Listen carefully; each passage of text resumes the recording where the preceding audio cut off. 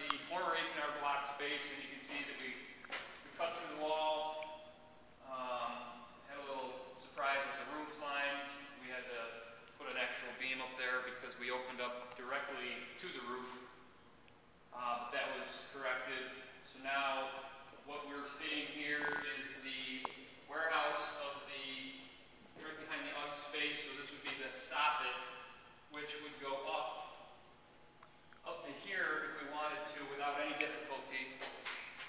So that would give us about an 8-foot opening, as we thought, once we take this 6-inch foundation wall out, which that's going to take some work, but we're going to have to cut that, possibly rent a masonry saw or something to get that out of there.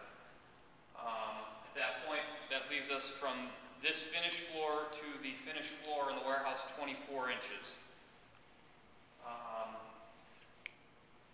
So that will work out fairly nice for 3 or 4 steps at 8 or 6 inch, depending on how we configure this space. The ceiling is all painted, which will be very difficult for you to see because there's no lighting up here. But that was all vacuumed, cleaned off, and then sprayed. We've got all the drywall for the most part cleaned up and ready to be painted.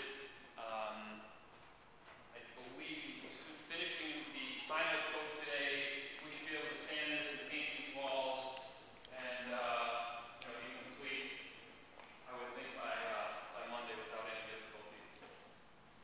This space has a few issues with the floor,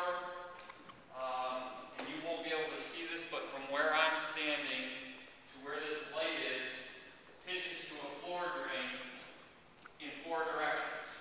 Same thing happens on this other side of the room. We pitch to a floor drain in 4 different directions.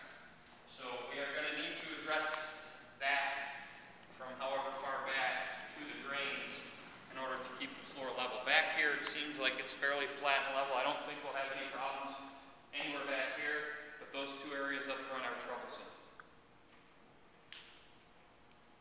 Okay. And I think that's it for anything in this space. Any questions do you have, Jim? Are you good? Any questions you have?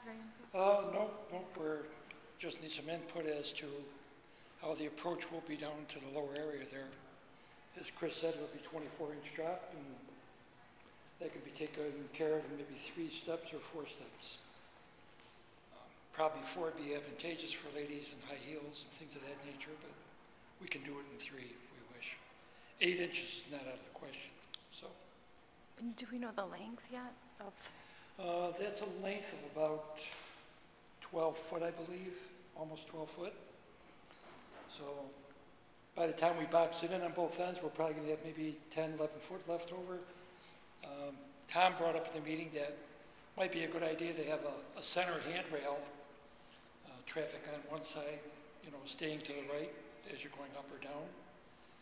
And that would reduce the length of a piece of granite or marble, whatever we choose for stairway. Because it's hard to get a piece that's 11 or 12 foot long in one piece. Right. So that might be a good idea to do a middle handrail. And then we'll approach the configuration of the back rooms. We need to know if Chris is going to check to see if a bathroom is required for the floor space that we've gained. And the availability of dressing rooms and how is that going to be configured. Okay. All right. Thanks, guys. That's it.